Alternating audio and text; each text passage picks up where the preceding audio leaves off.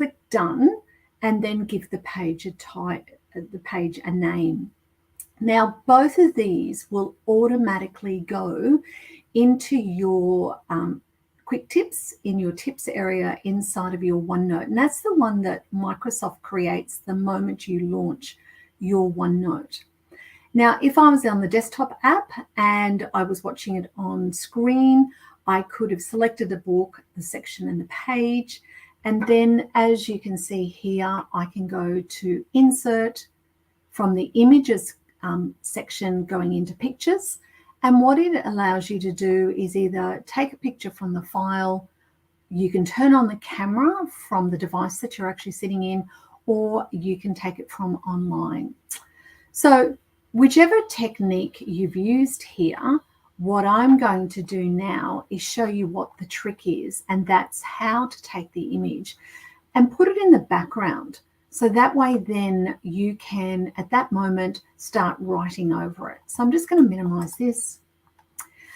So I was very fortunate to be watching the presentation done by Dash Academy in April 2023. And Bronte invited the audience to take a photograph of some of the slides that she was presenting.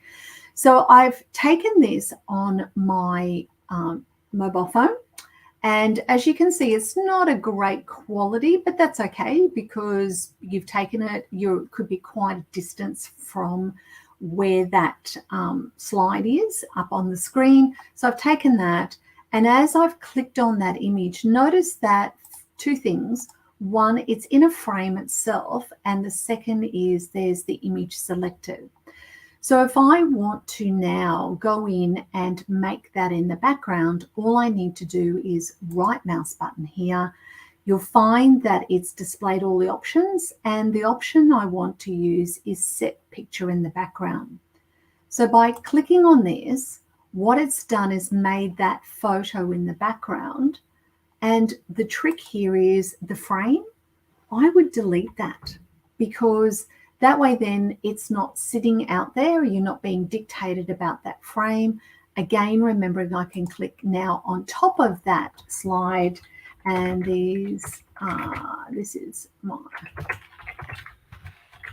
So you can see immediately I can start to type here, or, again, you can go into the draw functionality, start drawing and using any of those tools.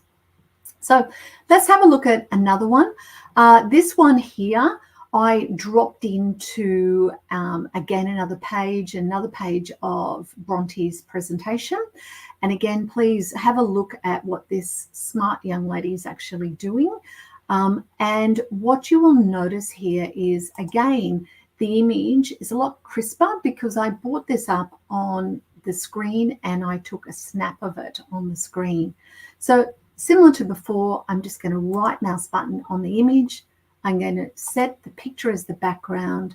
And like before, I'm just going to click on the frame and press the backspace key, or the delete key, so that it gets rid of that frame. And now what allows me to do is click here and type my answers to the questions that she was asking us to actually record. Now, again, I could have been on my iPad to do this, or I could have been on my phone. Just click and then start typing content in there. I'm just demonstrating it from our desktop version because sometimes you're sitting online to do that. So that's the tip I wanted to show. And by the way, if you don't want it as a background image anymore, just literally take your mouse on top of the photo, right mouse button, and what you will see is there's a tick behind set picture as background. You can simply click on that and it now brings it back to the front, right, to the foreground, which means you can do anything with it, copy, delete, etc.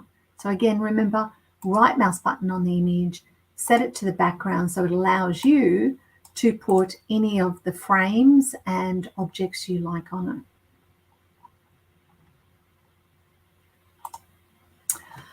it. Okay, so thank you for joining me on our Micro Tips, Thursday Micro Tip. Please remember at any stage you can reach out to me if you've got questions, and I will try and solve those for you in the Microsoft world.